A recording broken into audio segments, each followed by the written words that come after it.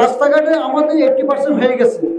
এখন আমাদেরকে দরকার দুটো জিনিস, বেকারদের কর্মসংস্থান করা এবং শিক্ষাকে আরও ডেভেলপ করা, এবং আমাদের কোয়ালিটি এডুকেশনটা বাড়াইতে হবে। তো কোয়ালিটি এডুকেশন বাড়াইতে হলে কী করতে হবে? এখন আমি মনে করি বিভিন্ন স্কুল কলেজ যে প্রতিষ্ঠানগুলো হয়েছে ওদের এসএমসিগুলোকে আরও সক্রিয় করতে হবে। আমার সম্মানিত চেয়ারম্যান সাহেবের কাছে আমার অনুরোধ, এসএমসি কমিটিগুলোকে আরও সক্রিয় করুন এবং ওনাদেরকে জবাবদিহিতার আওতায় আনুন।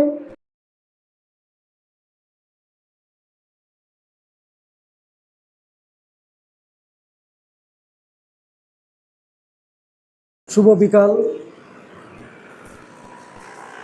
দাঁতমারা ইউনিয়নের পরিষদের আয়োজিত গ্রাম বাংলা টিভির অনুষ্ঠান, আবু মুসা যখন আমাকে গতকাল দাওয়াত দিতে গিয়েছেন, আমি আসলে খুবই আপ্লুত হয়ে গিয়েছিলাম। কেননা এই ধরনের অনুষ্ঠানগুলোতে সাধারণত পেশাজীবীদেরকে এবং আমরা যারা এলাকাতে আসি না, থাকি না, আমাদেরকে দাওয়াত দেওয়া হয় না। আমরা যারা ঢাকায় থাকি, বাইরে থাকি, হয়তো অনেক সময় ওনারা কেউ তেমন মূল্যায়ন করেন না। যখন আমাদেরকে চেয়ারম্যান সাহেবের চিঠি দিয়ে হস্তান্তর করেছে তখন আমি নিজে খুব সম্মানিত বোধ করেছি। সেই জন্য আমি প্রথমে সবাইকে ধন্যবাদ জানাচ্ছি, বিশেষ করে চেয়ারম্যান সাহেবকে, এবং আমি ধন্যবাদ এবং কৃতজ্ঞতা জানাচ্ছি। এবং উপস্থিত আমার অগ্রজ এবং অনুজ, এখানে যারা এলাকার প্রত্যন্ত এলাকা থেকে এসেছেন এবং এলাকার যারা ব্যবসায়ী, পেশাজীবী, শ্রমজীবী ভাইরা, সবাইকে আমার সশ্রদ্ধ সালাম, সালামু আলাইকুম। দাঁতমারা ইউনিয়ন একটা বর্ধিষ্ঠ ইউনিয়ন চট্টগ্রাম জেলার মধ্যে, এবং এটা 1954 সালে এটা প্রতিষ্ঠিত হয়েছে। আমার মনে হয় জানাল আলম সাহেব খুব ভাগ্যবান, দাঁতপাড়া ইউনিয়নের 3 টার্ম চেয়ারম্যান করছে, 54 সাল থেকে এ পর্যন্ত কেউ এটা করতে পারেনি। তো আমি আশা করি ওনার দীর্ঘায়ু কামনা করছি এবং ভবিষ্যতে আরও ইনশাল্লাহ উনি এই ইউনিয়নে আরও বিভিন্ন ধরনের অবদান রেখে যাবেন। আমরা এলাকাতে আসি খুবই কম, যখনই আসি তখনই বিভিন্ন ধরনের সমস্যার কথা এলাকাতে শুনি, এবং বিগত কয়েক বছর মধ্যে আমি চেয়ারম্যান সাহেবের অনেক সুখ্যাতি শুনেছি।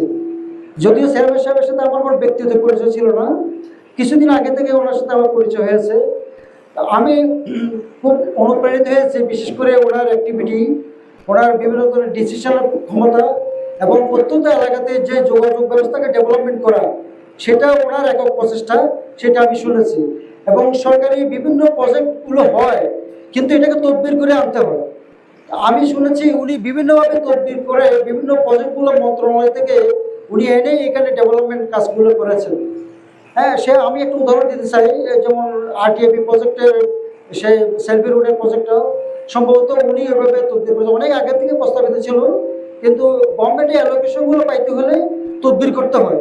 তদবির করা ছাড়া অ্যালোকেশনগুলো বরাদ্দ হয় না, বরাদ্দ হওয়ার পরেই কাজ হবে, এমনি শুধু প্রস্তাব দিয়ে রাখলে হয় না। যাই হোক, এনিহাও উনি এই পরিপ্রেক্ষিতে উনি বেশ অ্যাক্টিভ বলে মনে হয়েছে আমার কাছে। আমি আশা করব অনেক আমাদের ইউনিয়ন অনেক ডেভেলপমেন্ট হয়েছে, একদম যে হয় নাই তা না। ইকোনমিক্যালি আমাদের ইউনিয়ন অন্যান্য ইউনিয়নের চেয়ে অনেক অবদান রেখেছে, কারণ এখানে রবার বাগান প্রতিষ্ঠিত হয়েছে স্বাধীনতার পরে। স্বাধীনতার পর থেকে রবার বাগান প্রতিষ্ঠিত হওয়ার পর থেকে আমাদের ইউনিয়নের অর্থনৈতিক কর্মসংস্থান অনেক বেড়ে গেছে। আপনারা জানেন তখন 80-70 দশকে যারা এসএসসি পাস করেছে তারা রবার বাগানে চাকরি হয়ে গেছে। ভবিষ্যতে আমাদের ইউনিয়নের এই ধরনের উন্নয়ন ডেভেলপমেন্টের জন্য এবং কোনো শিল্প কারখানা কোনো কিছু হওয়ার কীভাবে হইতে হয় আমাদেরকে ওইভাবে চিন্তা করতে হবে। কেন, একটা এলাকার উন্নয়নের জন্য রাস্তাঘাট হচ্ছে খুবই দরকার। রাস্তাঘাটে আমাদের 80% হয়ে গেছে।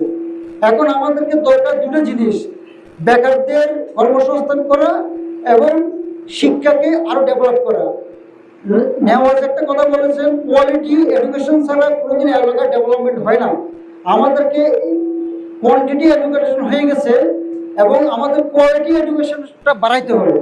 তো কোয়ালিটি এডুকেশন বাড়াইতে হলে কী করতে হবে? এখন আমি মনে করি বিভিন্ন স্কুল কলেজ যে প্রতিষ্ঠানগুলো হয়েছে ওদের এসএমসিগুলোকে আরও সক্রিয় করতে হবে। আমার সম্মানিত চেয়ারম্যান সাহেবের কাছে আমার অনুরোধ, এসএমসি কমিটিগুলোকে আরও সক্রিয় করুন এবং ওনাদেরকে জবাবদিহিতার আওতায় আনুন। স্কুলের মাস্টার, কলেজের মাস্টার, শিক্ষকদেরকে আরও কীভাবে ডেভেলপ করা যায় ওনাদেরকে সরকারি বেতন ভাতা পাচ্ছে, কিন্তু আমাদেরকে এডুকেশন কোয়ালিটি দিবে না কেন? সে এটা জবাবদিহিতার আওতায় আনার জন্য। এলাকা ডেভেলপমেন্ট করতে হলে শিক্ষার কোনো বিকল্প নাই, এটাকে আমাদেরকে সবাইকে চিন্তা করতে হবে। আমাদের অনেক জায়গাতে প্রতিষ্ঠান হয়ে গেছে, প্রতিষ্ঠান মনে হয় আমাদের তেমন দরকার নাই, শুধু আমাদেরকে একটা প্রতিষ্ঠানের দরকার আছে আমি মনে করি, সেটা হচ্ছে আপনার কারিগরি শিক্ষা প্রতিষ্ঠান। আমাদের এই এলাকা থেকে প্রচুর ছেলে বিদেশ যায়, প্রচুর ছেলে বিদেশ যায়।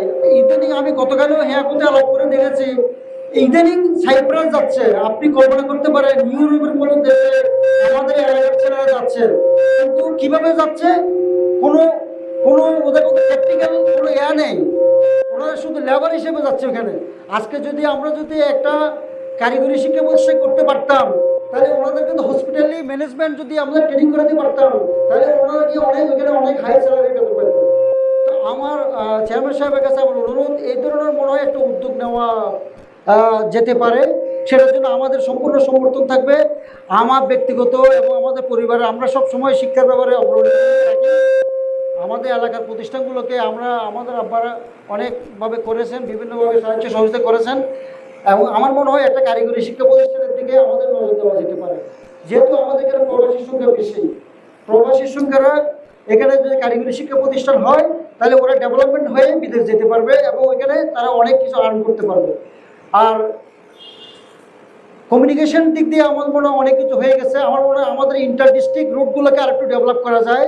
যেমন আমাদের এই যে বালুবালি দাঁতপাড়া রুটটা, এটা যদি আমরা মানিকচুরের সাথে সংযোগ করাইতে পারি, তাহলে আমার মনে হয় ইনশাল্লাহ এই দাঁতমারার প্যাটার্নটা চেঞ্জ হয়ে যাবে।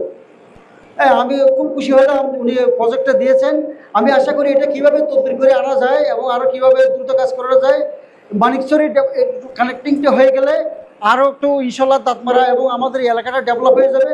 আর একটা রোড আছে যেটা 1 নম্বর বাগান বাজারের সাথে সংযুক্ত, পানুয়া সংযোগ, যেটা ডেভেলপমেন্ট রোড, ওইটা যদি 1 নম্বরের সাথে জড়িত হয়ে যদি বালুডিলা পর্যন্ত কানেক্টিং করা যায়, ওইটা বাংলাদেশের আরেক দ্বিতীয় সেলফি রুট হবে। ফেনী নদীর বরাবর পানুয়া সড়ক হয়ে ওইটা যদি ওই রুটটা যদি করা যায়, যদিও এটা অনেক অনেক লম্বা প্রসিডিওর, আমার মনে হয় ওইটাও এখন প্রস্তাবিত হিসেবে রাখা যেতে পারে। আর বিনেশ্বরের সাথে যদি আমাদের কানেক্টিং তো এখন ইনশাল্লাহ অনেক ডেভেলপ হয়ে গেছে, যেহেতু ওইখানে শিল্প পার্ক হয়ে যাচ্ছে, আলটিমেটলি ওইখানে বিনেশ্বরে অনেক ডেভেলপ হয়ে গেছে। ওই শিল্প পার্কের সাব এজেন্সি অফিসগুলো এবং বিভিন্ন একটা ব্যাকওয়ার্ড শিল্প উত্তরাঞ্চলে কীভাবে আনা যায়, আশা করি আমরা ওইটা বিনেশ্বরের সাথে আমাদেরকে এটা কমিউনিকেট করলে ভালো হবে। যদি ওই ধরনের ব্যাকওয়ার্ড ইন্ডাস্ট্রিগুলো যদি আমাদের এই সীতাকুণ্ড পাহাড়ের এপারে নিয়ে আসতে পারি, তাহলে আমাদের আর অন্য কোনো কিছু চিন্তা করতে হবে না। তো আমি আশা করি আমাদের ইউনিয়ন ইনশাল্লাহ অনেক ডেভেলপ করেছে সে 50-এর দশক থেকে এই পর্যন্ত। আপনারা তো সাইকেলে করে গিয়েছেন, আমরা হেঁটে হেঁটে পটিচুরি গিয়েছি, আমরা এখানে পড়ালেখা করতে পারি নাই, সীতাকুণ্ড গিয়ে পড়ালেখা করেছি। এখন ইনশাল্লাহ অনেক ডেভেলপ, খুবই খুশি। বাকি কাজগুলো যদি ইনশাল্লাহ এই ধরনের ডেভেলপমেন্টের মাধ্যমে যদি আরও আগায়, প্রধানমন্ত্রীর যে ভিশন গ্রাম হবে শহর এবং স্মার্ট বাংলাদেশ, স্মার্ট মানে তো আমাদের কাপড় চোপড়ের স্মার্ট না, স্মার্টের অর্থ হচ্ছে আরও দ্রুত গতিতে এগিয়ে যাওয়া, স্মার্ট অর্থ হচ্ছে বিনয়ী হওয়া, স্মার্টের অর্থ হচ্ছে শিক্ষিত হওয়া। এই ধরনের কাজগুলোকে যদি আমরা এগিয়ে নিয়ে যেতে পারি, ইনশাল্লাহ আমাদের ইউনিয়ন একটা মডেল ইউনিয়ন হিসেবে রূপান্তরিত হবে। আমি এই ইউনিয়নের ইনশাল্লাহ উত্তরোত্তর সমৃদ্ধি কামনা করছি এবং এই ধরনের মত বিনিময় অনুষ্ঠানের জন্য আমি আবারও কৃতজ্ঞতা ধন্যবাদ জানাচ্ছি। সম্মানিত চেয়ারম্যান সাহেবকে আমি স্পেশালি ধন্যবাদ জানাচ্ছি এবং সাংবাদিক আবু মুসা সাহেব যে কাজগুলো শুরু করেছেন, বিশেষ করে টিভির মাধ্যমে যে মানুষকে সচেতনতা তৈরি করা, কৃষিভিত্তিক যে ভিডিওগুলো তৈরি করে মানুষকে উদ্বুদ্ধ করা, এটা আসলে খুবই অনুপ্রাণিত, খুবই সুন্দর, খুবই মার্ভেলাস। আমি ওকে ধন্যবাদ জানাই এবং আশা করি এই কাজগুলো আরও উত্তরোত্তর বৃদ্ধি পেয়ে আমাদের গ্রামীণ অর্থনীতিতে আরও অনেক উন্নতি হবে এবং আরও অনেক ডেভেলপমেন্ট আশা করছি। সুতরাং আমি সবাইকে ধন্যবাদ জানাচ্ছি এবং আমি সবার প্রতি কৃতজ্ঞতা ধন্যবাদ জানাচ্ছি। আসসালামু আলাইকুম ওয়া রাহমাতুল্লাহ।